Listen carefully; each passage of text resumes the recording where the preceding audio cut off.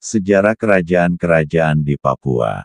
Sejarah 1. Tahun 1365, daerah Wanin Onin, Kabupaten Fakfak merupakan daerah pengaruh Mandala Kerajaan Majapahit. Kawasan ini mungkin bagian dari koloni kerajaan Hindu di Kepulauan Maluku yang diakui ditaklukkan Majapahit.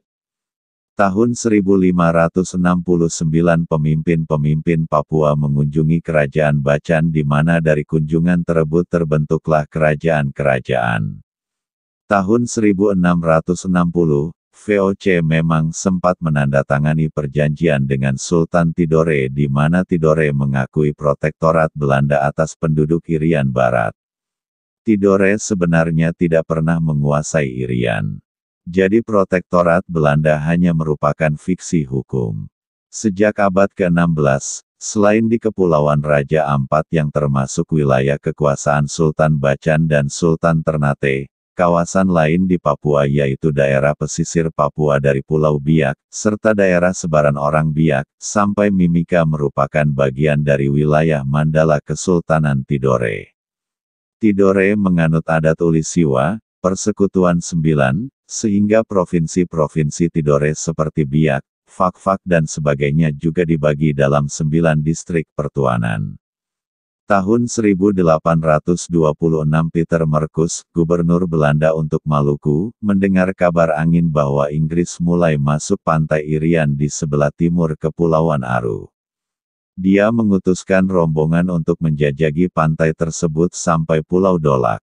2 tahun kemudian, Belanda membangun Fort Dubas, yang sekarang menjadi kota Lobo, dengan tujuan utama menghadang kekuatan Eropa lain mendarat di Irian Barat. Fort Dubas ditinggalkan tahun 1836. Tahun 1872, Tidore mengakui kekuasaan kerajaan Belanda atasnya. Belanda baru kembali ke Irian tahun 1898. Irian dibagi antara Belanda, Jerman, bagian utara Irian Timur, dan Inggris bagian selatan Irian Timur. Garis busur 141 diakui sebagai batas timur Irian Barat. Pada tahun 1898 sampai tahun 1949, Papua bagian barat dikenal sebagai Nugini Belanda. Sejarah 2. Sebelum penegakan pemerintahan kolonial Belanda di New Guinea bagian barat, sekarang Provinsi Papua dan Provinsi Papua Barat, di daerah pantai barat Papua terdapat beberapa daerah kerajaan. Menurut Mansoben, pada awalnya di Semenanjung Onin wilayah pantai barat Papua terdapat 3 kerajaan tradisional, yaitu Kerajaan Rumbati, Kerajaan Fatagar, Kerajaan Ati-Ati. Namun, dalam perkembangannya muncul kerajaan-kerajaan kecil yang pada mulanya berada di bawah kekuasaan Kerajaan Rumbati, tetapi kemudian berhasil memperoleh pengakuan sebagai kerajaan yang berdiri sendiri terutama setelah penegakan pemerintahan kolonial Belanda di wilayah itu. Adapun kerajaan-kerajaan yang dimaksud adalah Kerajaan Patipi, Kerajaan Sekar, Kerajaan Wertuar dan Kerajaan Arguni. Dalam memori serah terima jabatan FH Dumas disebutkan bahwa di Semenanjung Onin terdapat beberapa kerajaan yaitu, Kerajaan Rumbati, Kerajaan Namatota, Kerajaan Ati-Ati, Kerajaan Fatagar, Kerajaan Arguni, dan Kerajaan Sekar.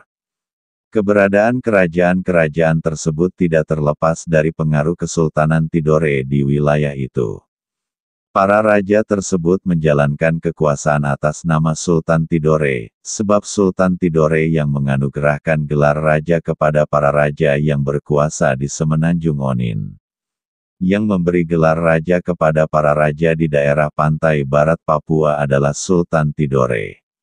Meskipun mereka diberi gelar raja, tetapi kenyataannya mereka hanyalah agen dagang dan pemungut pajak di wilayah kekuasaannya atas perintah dari Sultan Tidore. Hal ini berarti para raja di wilayah itu berperan sebagai maklar dagang antara penduduk setempat dan Sultan Tidore.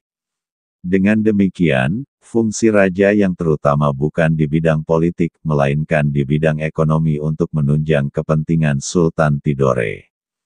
Sultan Tidore membangun hubungan dagang dengan para raja di daerah pantai barat Papua melalui perantaraan Raja Lilintah Misol.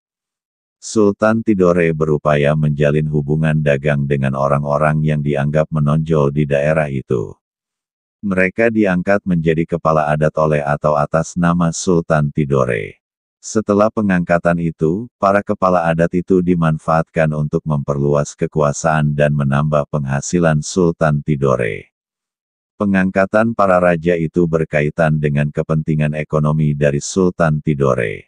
Konsekuensi dari pengangkatan raja-raja di Semenanjung Onin oleh Sultan Tidore adalah para raja dan penduduknya ditempatkan di bawah kekuasaan Sultan Tidore.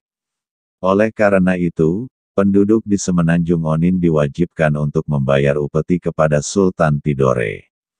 Setelah penegakan kekuasaan pemerintah kolonial Belanda pada 1898, pengaruh Sultan Tidore terhadap raja-raja di pantai barat New Guinea, Papua perlahan-lahan berkurang. Para raja ditempatkan di bawah kekuasaan pemerintah kolonial Belanda. Akibatnya, kewajiban para raja tersebut berakhir untuk membayar upeti kepada Sultan Tidore. Meskipun kekuasaan Sultan Tidore telah berakhir di wilayah para raja di Semenanjung Onin, akan tetapi relasi kekerabatan antara para raja dengan penduduk di wilayah kekuasaan Sultan Tidore belum berakhir. Relasi kekerabatan itu terjalin melalui ikatan perkawinan.